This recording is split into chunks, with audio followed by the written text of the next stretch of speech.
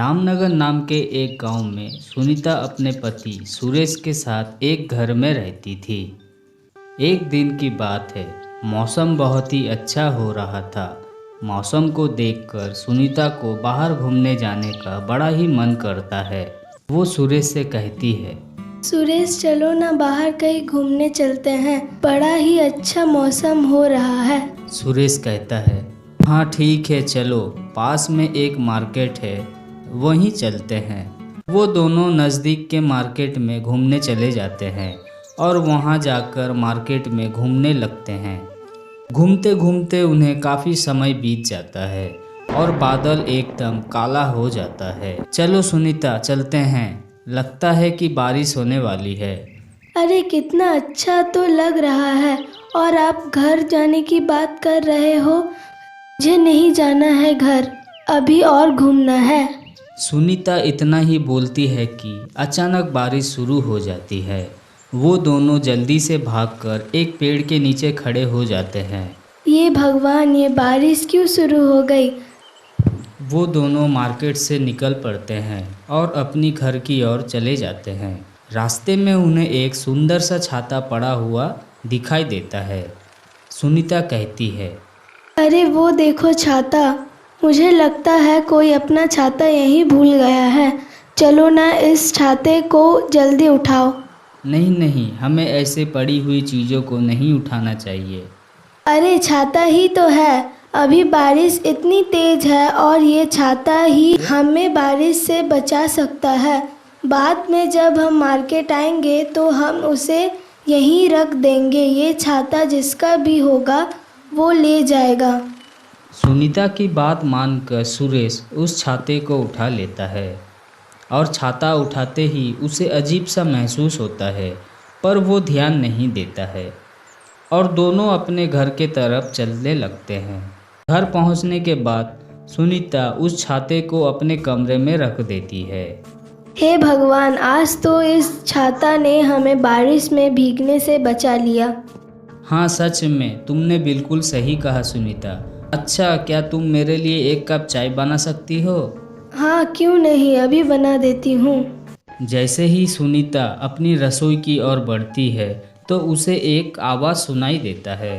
सुनीता, सुनीता, मेरे पास आओ, मेरे पास आओ सुनीता। सुनीता पीछे देखती है पर रसोई में कोई नहीं होता। फिर वो चाय बनाने लग जाती है। उसे फिर से वही आवाज़ सुनाई देती है। सुनीता, मेरे पास आओ सुनीता, मेरे पास आओ।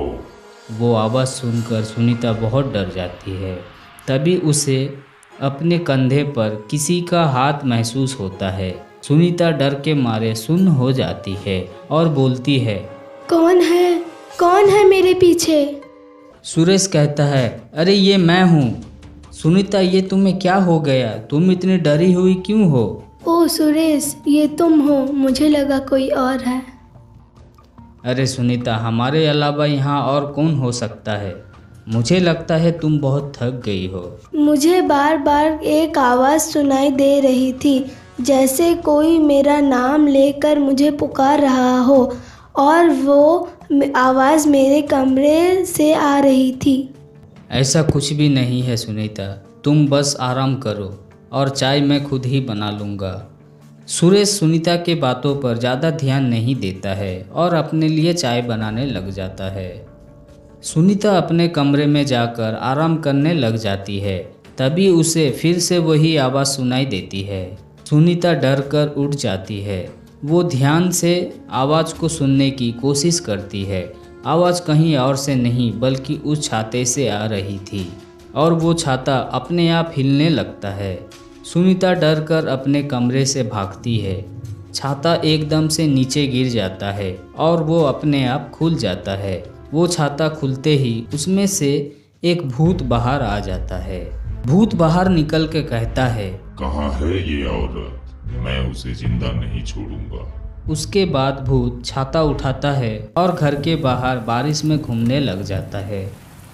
सुनीता रसोई में जाकर अपने पति सुरेश को सारी बातें बताने लग जाती है, पर सुरेश को उसकी बातों पर यकीन नहीं होता। सुरेश कहता है, सुनीता अब तुम ये सब भूल जाओ और आराम करो। सुनीता सुरेश की बात मानकर फिर से अपने कमरे में जाती है और देखती है कि छाता अपनी जगह पर नहीं है। जैसे ही वो छाता को ढूंढने लगती है तो उसकी नज़र खिड़की के बाहर जाती है। बाहर बहुत ही बारिश हो रही होती है और एक भयानक शक्ल वाला भूत उसी छाते को लेकर बारिश में घूम रहा होता है। सुनीता तो उस भूत को देखकर एकदम डर जाती है और उस भूत को देख रही होती है और एकदम से वो भूत सामने से गायब हो जाता है। सुनीता खिड़की की तरफ देख रही होती है कि तभी वो भूत उसके पीछे से उसके कंधे पर अपना हाथ रख देता है। सुनीता को लगता है कि उसका पति सुरेश होगा। सुनीता बोलती है, सुरेश क्या ये तुम हो? मुझे पता है ये तुम ही हो सुरेश, प्लीज़ ऐसा मजाक मत करो। सुरेश तुम्हें पता है मैंने अभी बाहर उस छाता के साथ एक भयानक शक्ल वाला भूत को घूमते हुए देखा। सुनीता सुनीता। आवाज़ सुनकर सुनीता और डर जाती है। जैसे ही वो पीछे मुड़ती है वो भूत को देखकर कांपने लग जाती है। वो वहाँ से भागने की कोशिश करती है लेकिन भूत अपना छाते की मदद से सुनीता को अपनी तरफ खींच लेता है। सुनीता उस भूत की तरफ खींची चली जाती है। सुनीता वहाँ से भागने के लिए भूत से छाता छीनने की कोशिश करती है लेकिन भूत की जादुई शक्तियों की मदद से भूत सुनीता को छाते के साथ ही हवा में लटका देता है। मुझे छोड़ दो, मैंने तुम्हारे साथ कुछ भी गलत नहीं किया है, फिर भी तुम मुझसे क्या चाहते हो? तुमने मेरा छाता क्यों उठाया? वो मैंने अपनी चुड़ैल बीबी के लिए रखा था, लेकिन तुमने और तुम्हारे पति ने मेरे छाते को उठा लिया। मैं तुम दोनों को जान से मार दूंगा और फिर अपनी चुड़ैल बीबी के साथ तुम्हारे घर में रहूंगा हमेशा के लिए। हा हा हा हा हा हा। नहीं नहीं, ऐसा मत करना, मुझे और मेरे पति को छोड़ दो, ऐसा मत करो। सुनीता बार बार उस जादुई छाते से अपने आप को छुड़ाने की कोशिश करती है पर बार बार नाकाम हो जाती है। वो अपने मदद के लिए अपने पति सुरेश को बुलाती है। सुनीता की आवाज़ सुनकर सुरेश भागते हुए कमरे में आता है। वो उस भूत को देखकर एकदम से डर जाता है और फिर वो अपनी बीवी सुनीता को छाते के साथ हवा में लटकता हुआ देखता है तो वो जोर जोर से चिल्लाने लगता है, सुनीता सुनीता सुनीता। सुरेश मुझे बचा लो। सुरेश, ये भूत हम दोनों को मारना चाहता है ताकि वो और उसकी चुड़ैल बीबी हमेशा के लिए हमारे घर में रह सके। मैं ऐसा बिल्कुल नहीं होने दूंगा, छोड़ दो मेरे बीबी को। सुरेश अपनी बीबी को बचाने के लिए उस भूत को धक्का देता है। भूत गुस्से से अपनी आंखें एकदम लाल कर लेता है और बोलता है, खबरदार, तुमने अगर मुझे फिर से धक्का दिया तुम्हारी बीबी को अभी गायब कर दूंगा, फिर ढूंढते रहना जिंदगी भर। सुरेश को भी गुस्सा आ जाता है और वो अपनी बीबी को बचाने के लिए उस भूत से लड़ने लग जाता है पर वो भूत का कुछ नहीं बिगाड़ पाता है। ये सब देखकर भूत और भी ज़्यादा गुस्सा हो जाता है। भूत अपनी जादुई शक्ति की मदद से सुरेश को दीवार पर फेंक देता है। भूत सुनीता का गला दबाने लगता है। सुनीता का हालत बहुत ही खराब हो जाता है। सुरेश सब कुछ होता हुआ देख रहा होता है पर वो कुछ भी करने का हालत में नहीं होता है। बचाओ मुझे बचाओ सुरेश। सुरेश एकदम बेबस पड़ा होता है कि तभी उसकी नज़र उस छाते पर जाता है और वो सोचता है ये छाता उस भूत का है और ये सब कुछ इस छाते की वजह से ही शुरू हुआ। मुझे इस छाते को तोड़ना होगा। ये भूत इस छाते के साथ आया है और शायद इसके टूटने के बाद मर जाएंगे।